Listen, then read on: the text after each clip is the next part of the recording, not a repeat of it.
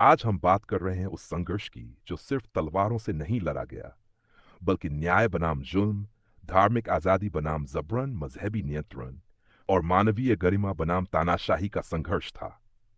यह कहानी है गुरु गोविंद सिन्हा और औरंगजेब के बीच चले ऐतिहासिक टकराव की।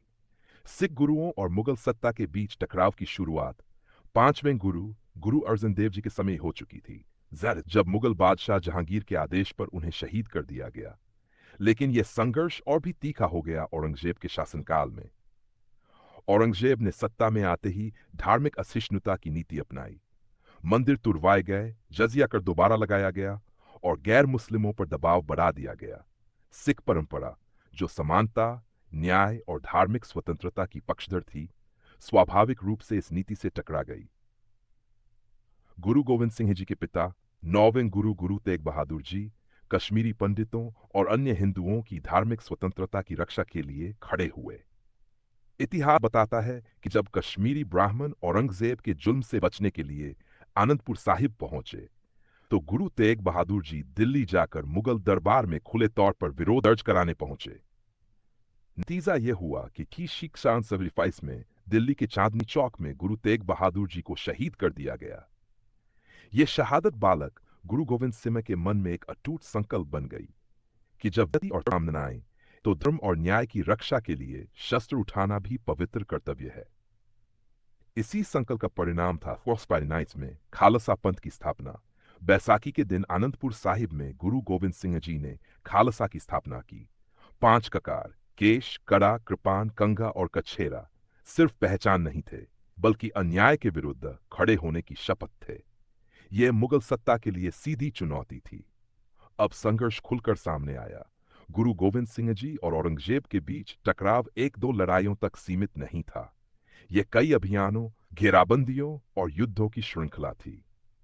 आनंदपुर साहिब की घेराबंदी पहाड़ी राजा गुरु गोविंद सिंह की बढ़ती शक्ति से भयभीत थे। उन्होंने मुगल सेना के साथ मिलकर आनंदपुर साहिब को घेर लिया। सेवुसेस्टर टूनेसानुफाइज में महीनों तक घेराबंदी चली।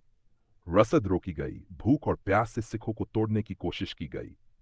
अंत में कसम खाकर सुरक्षित निकलने का भरोसा दिया गया, लेकिन बाहर निकलते ही विश्वासघात हुआ।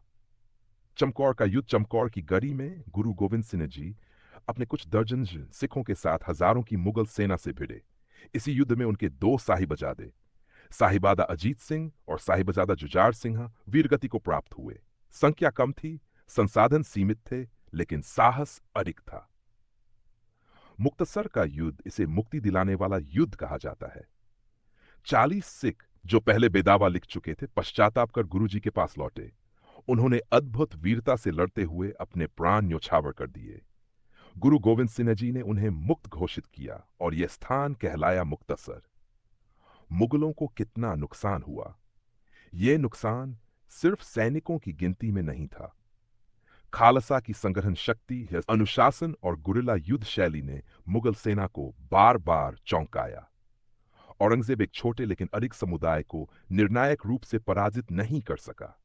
जफरनामा अपने अंतिम वर्षों में गुरु गोविंद सिंह जी ने औरंगजेब को फारसी में एक पत्र लिखा, जफरनामा।